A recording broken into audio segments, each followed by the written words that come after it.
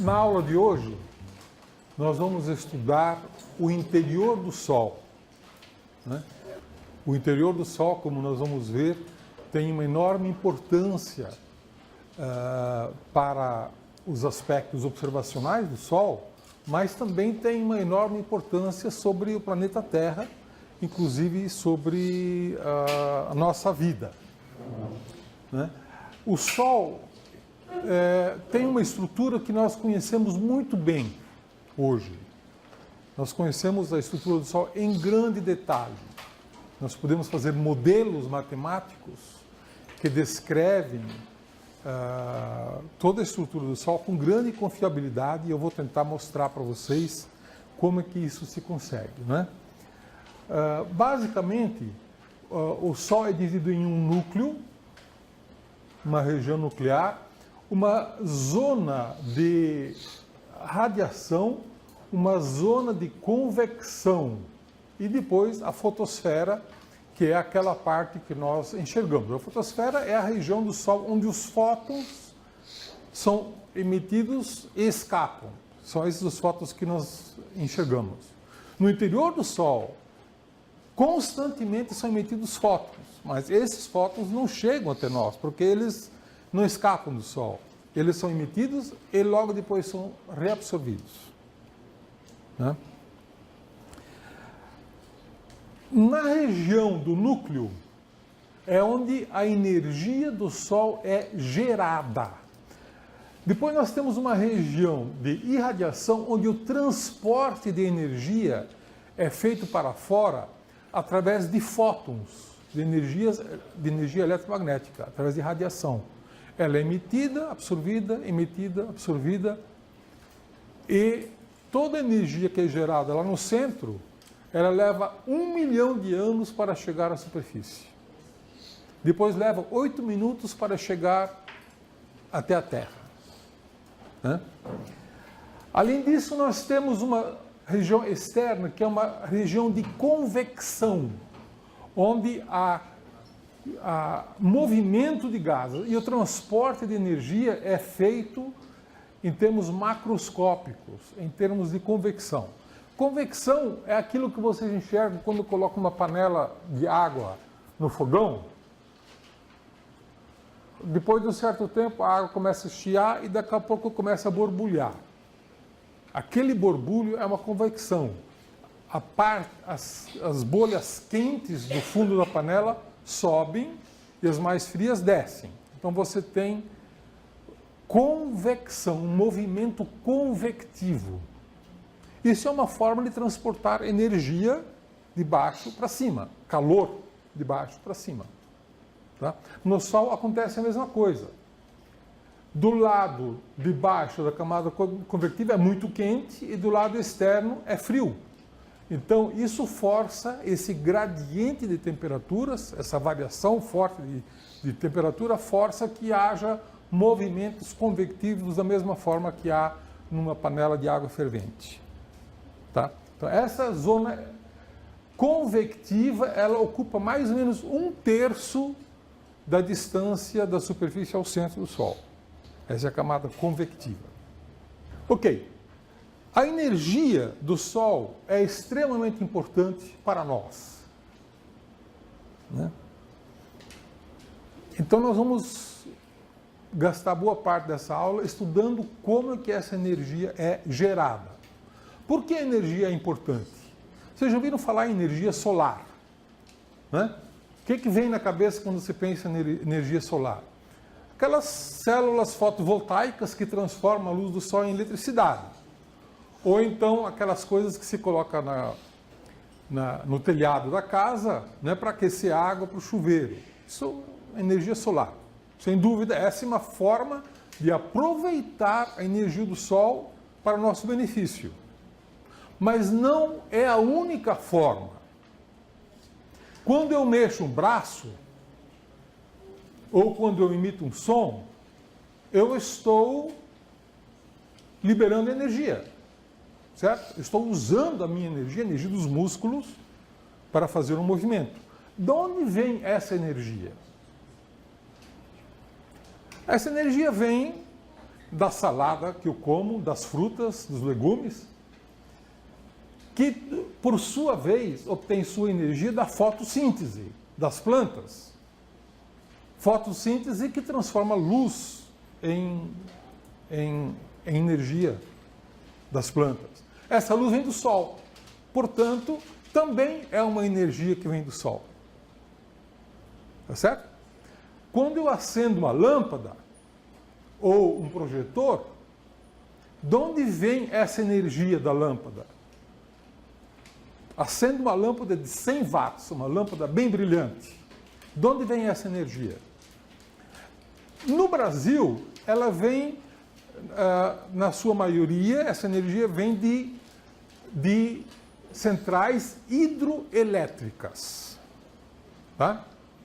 O que é uma central hidrelétrica? É uma cachoeira, isto é, um desnível de água que move uma turbina.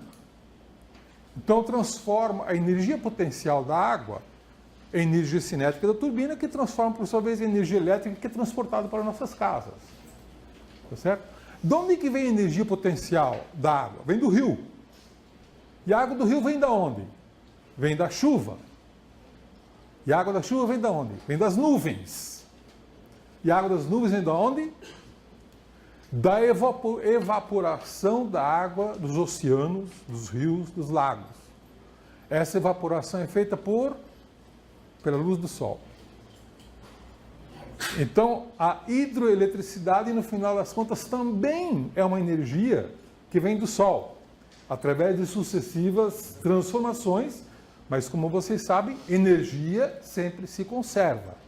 Se você está usando energia num lugar, ela foi produzida em outro lugar. Quando você acende uma lâmpada, você está usando uma energia que sofreu muitas transformações, mas ela veio do núcleo do Sol. Tá? Quando você come uma fruta também. E quando você come um bife, o bife veio do boi, que comeu pasto, que fez fotossíntese da luz do Sol. Tá certo? E quando eu dirijo meu carro, também estou gastando energia. Eu, como sou ecologista, eu uso etanol. De onde que veio o etanol? Veio da cana, que fez fotossíntese da luz do Sol. Então também é uma forma de energia solar. Ah, mas tem gente que usa gasolina. A gasolina, o óleo diesel, o petróleo, o carvão mineral, o gás, vem da onde? Esses são os combustíveis fósseis, que são tirados lá do fundo da Terra, ou do fundo do oceano. De onde que veio essa energia?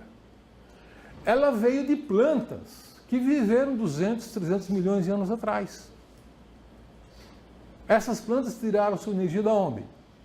Da fotossíntese da luz do Sol. Então, quando nós dissemos que usamos a energia fóssil, carvão, gasolina, petróleo, ela não é contabilizada como energia solar, mas a energia dela surgiu do Sol há 300 milhões de anos atrás. Ela também obteve essa energia do Sol, portanto, a energia foi produzida no núcleo do Sol. Então, vocês vejam que a nossa dependência do Sol é muito grande em termos de energia, né? Existe uma forma de energia que não vem do Sol, que é a energia das usinas atômicas, né? Numa usina atômica, a energia vem da fissão dos átomos, do núcleo do átomo, né? Também a energia geotérmica, ela também não vem do Sol, ela vem da radioatividade que ocorre lá no interior da Terra. Então, essas duas formas de energia não têm origem solar. Todas as outras têm origem solar. Muito bem. Quanta energia o Sol gera por segundo? Qual é a luminosidade do Sol? A luminosidade é de 4 vezes 10 na potência de 26 watts. Isso é muito ou é pouco? Depende para quem você faz essa pergunta. Se você fizer essa pergunta para um astrofísico, ele diz, olha, não é muita coisa não. Existem muitas estrelas que produzem milhões de vezes mais energia. Galáxias produzem bilhões de vezes mais energia. E quasares podem produzir trilhões de vezes mais energia. Então, para o astrofísico, isso é uma energia, digamos assim, relativamente modesta. Mas na escala humana, como é que nós podemos imaginar tanta energia? Suponha que todos os 7 bilhões de pessoas do planeta Terra acendam 1000 lâmpadas de 100 watts. Lâmpadas de 100 watts são aquelas lâmpadas mais brilhantes que você tem na sua casa, as mais gastam mais energia. Se cada um de nós iluminasse 1000 lâmpadas de 100 watts, para reproduzir a energia equivalente do Sol, nós precisaríamos de 600 bilhões de terras. Todo mundo fazendo a mesma coisa. Isso é equivalente à energia que o Sol gera por segundo. Tá? Então, numa escala humana, essa energia do Sol é realmente inimaginável, né, para a nossa vida cotidiana. Precisaríamos de 600 bilhões de planetas terras, com 7 bilhões de pessoas cada um acendendo 1000 lâmpadas de 100 watts. Né? Essa é a grandeza. Bom, de onde que vem essa energia? No final das contas, o que produz? Qual é a origem dessa energia? Essa questão intrigou os cientistas durante muito tempo. Então havia a teoria de que o Sol era, na verdade, uma grande caldeira de carvão. Né? O Sol queima carvão. É composto de carvão ou de algum combustível, petróleo, coisa do tipo. Mas essa conta não dá muito certo, porque se o Sol inteiro fosse feito de carvão, ele poderia iluminar, brilhar com essa luminosidade por cerca de 1000 anos. Não mais do que isso. E o Sol, evidentemente, já está brilhando bem mais do que 1000 anos. Né? Então não pode ser carvão. Houve uma outra teoria de que há muitos meteoritos caindo no Sol. Então os meteoritos transformam sua energia potencial em energia cinética, né? E essa energia cinética, ao cair no Sol, gera uma energia luminosa.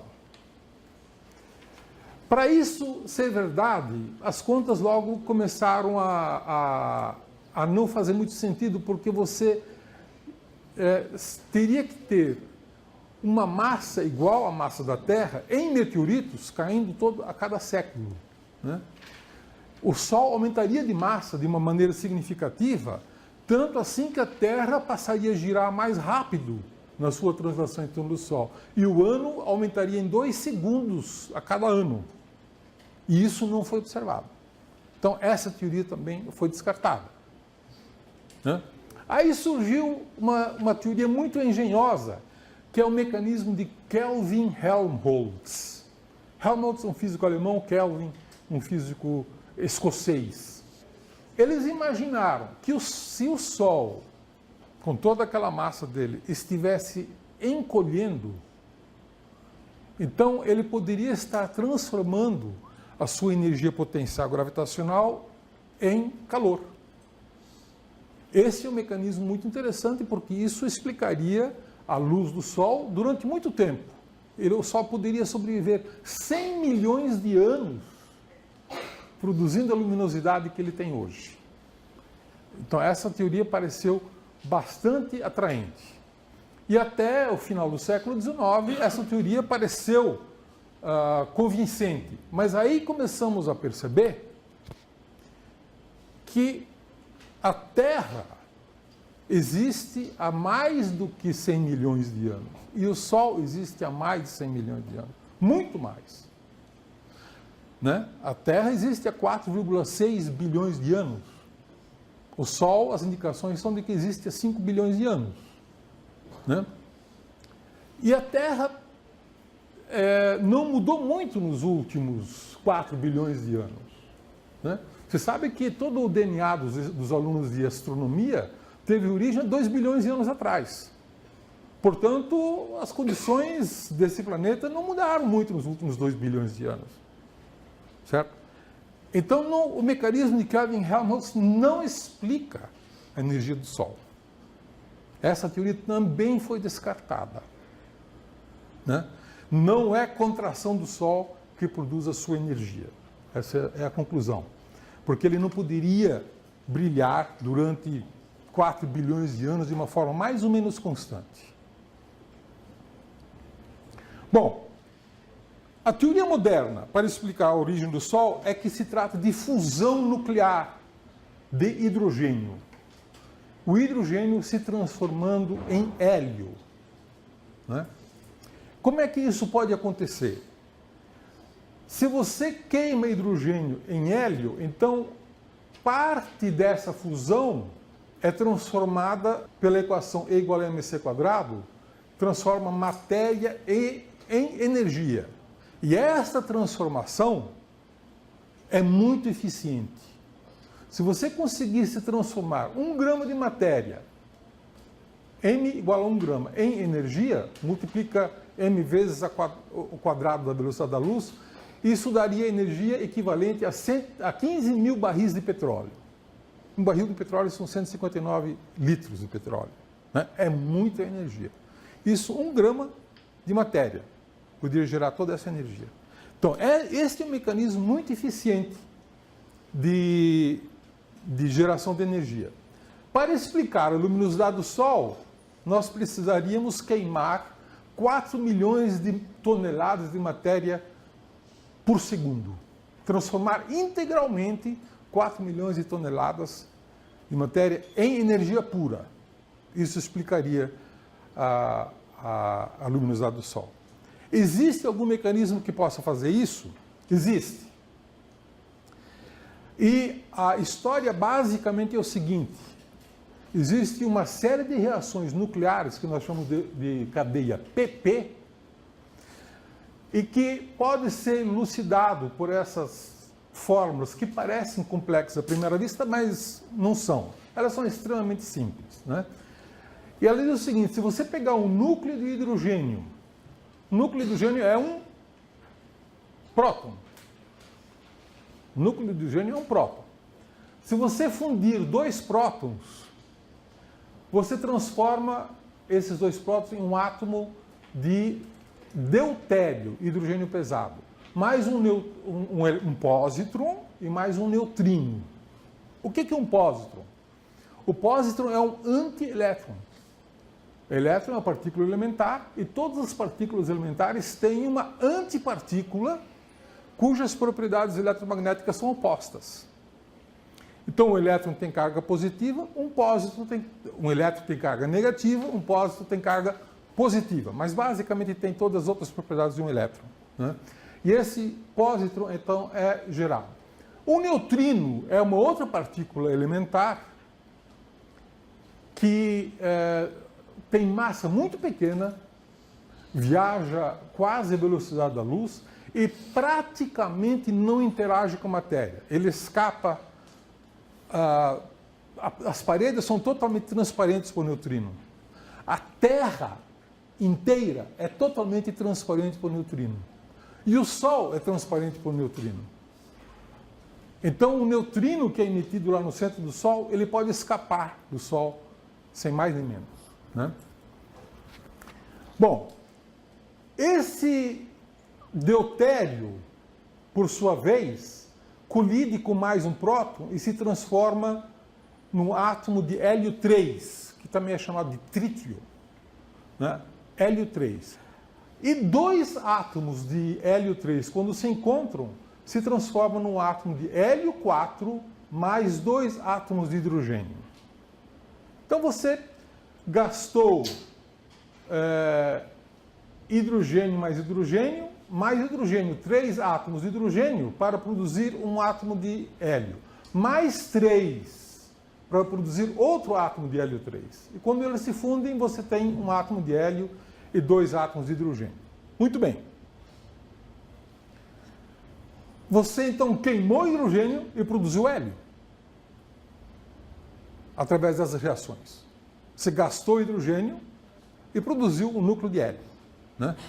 Agora, isso aqui é uma demonstração visual, né, de como é que isso acontece. 2 núcleos de hidrogênio se transformam em um núcleo de deutério, mais um prósitron, mais um neutrino.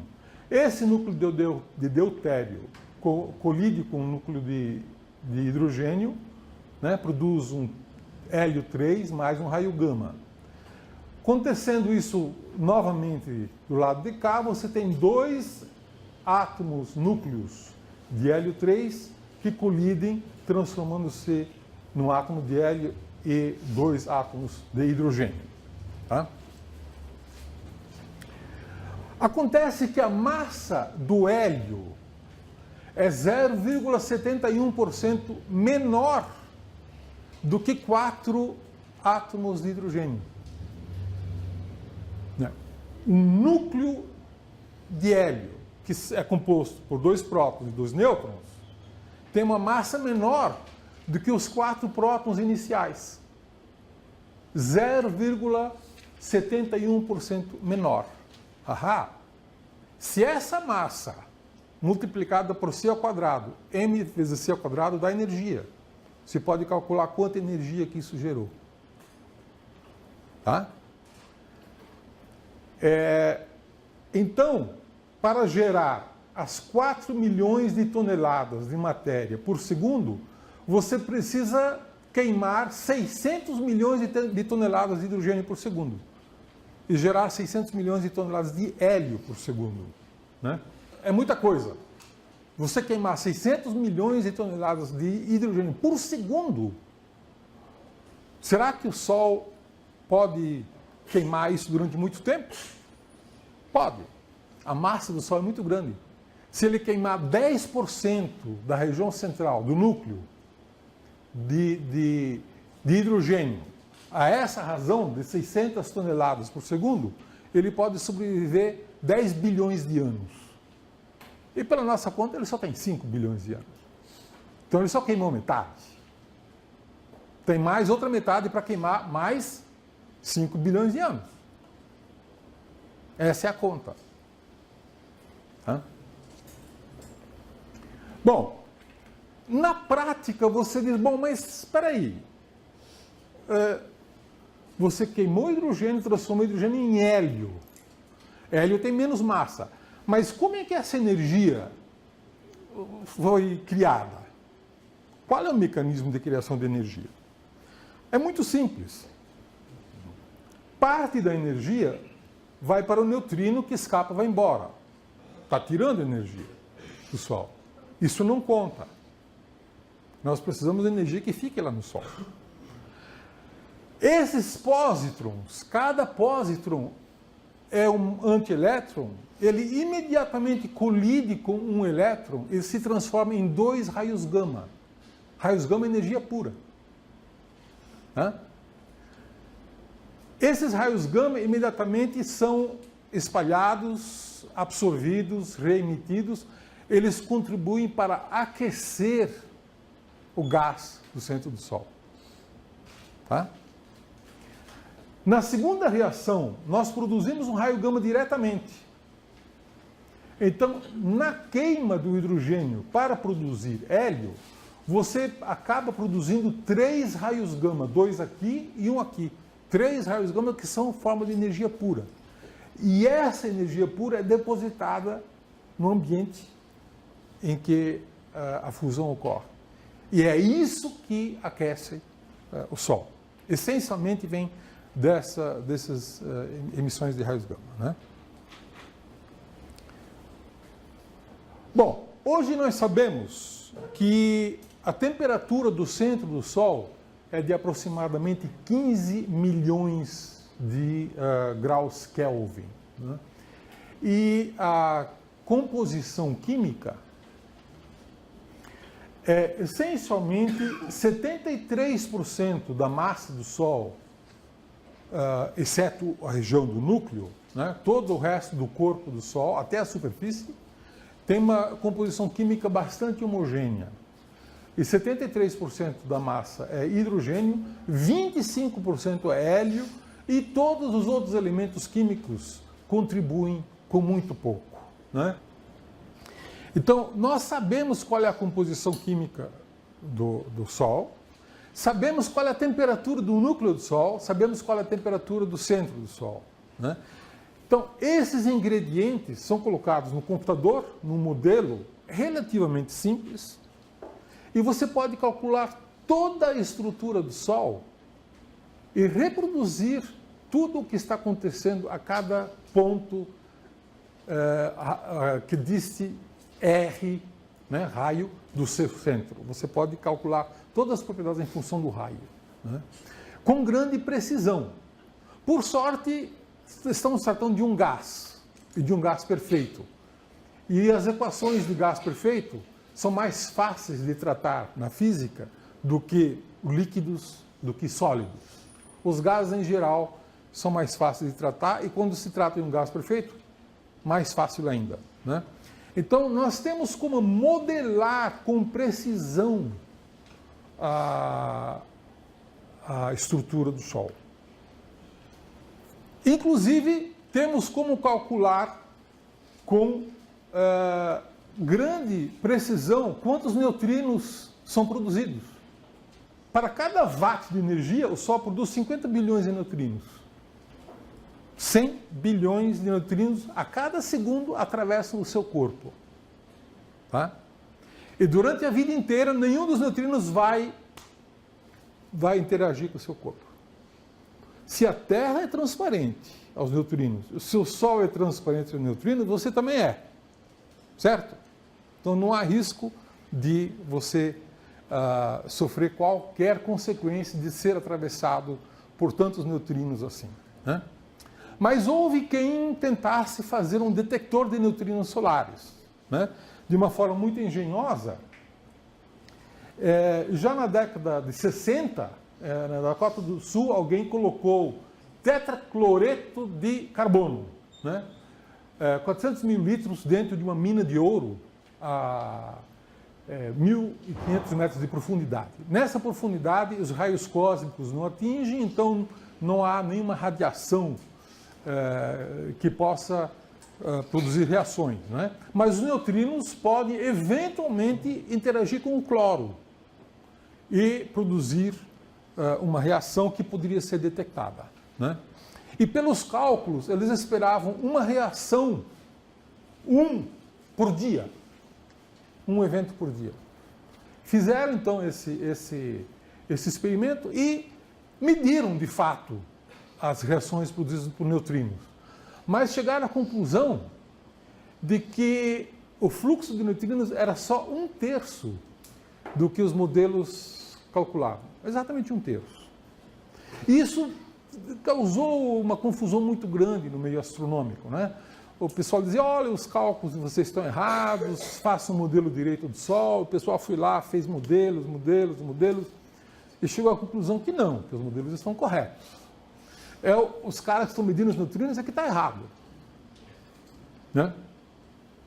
Até que alguém teve uma ideia de que, na verdade, existem 3 famílias de neutrinos, são chamados 3 sabores de neutrinos, né? E o neutrino que é emitido é um neutrino do tipo elétron. Mas eles podem ter oscilações nas 3 famílias de neutrinos. Se existem 3 famílias de neutrinos, um neutrino pode se transformar em outro e vice-versa. Então alguém teve uma ideia, vamos então construir detectores que sejam capazes de detectar todos os 3 famílias de neutrinos, todos os 3 tipos de família de neutrinos, né? Então construíram esse outro detector em Sudbury, no Canadá, e colocaram 1.000 toneladas de água pesada. A água pesada é água que oxigênio, em vez de oxigênio com hidrogênio, é oxigênio com deutério. Isso é água pesada, né? Troca o hidrogênio por deutério. E aí, com esse mecanismo, você pode, em princípio, detectar todas as 3 famílias de neutrinos e descobriram que detectaram um número de neutrinos igual ao previsto pela teoria do Sol, né? Então, isso, de uma certa forma, tem como consequência concluir que, de fato, existem 3 famílias de neutrinos, né? E que existem oscilações de neutrinos. E a oscilação de neutrino, teoricamente, só é possível se o neutrino tem massa, que era uma coisa que era especulada, mas não se sabia antes. Então, hoje, vocês vejam como é interessante. os astrofísicos concluíram que o neutrino tem massa. A massa é muito pequena, ainda não conseguiram medir o valor da massa do neutrino, mas ele tem massa, porque se não tivesse massa não poderia haver essa oscilação de neutrinos entre as famílias de neutrinos. Mas, fundamentalmente, concluiu-se que as contas que estavam sendo feitas para o centro do Sol estavam corretas, né?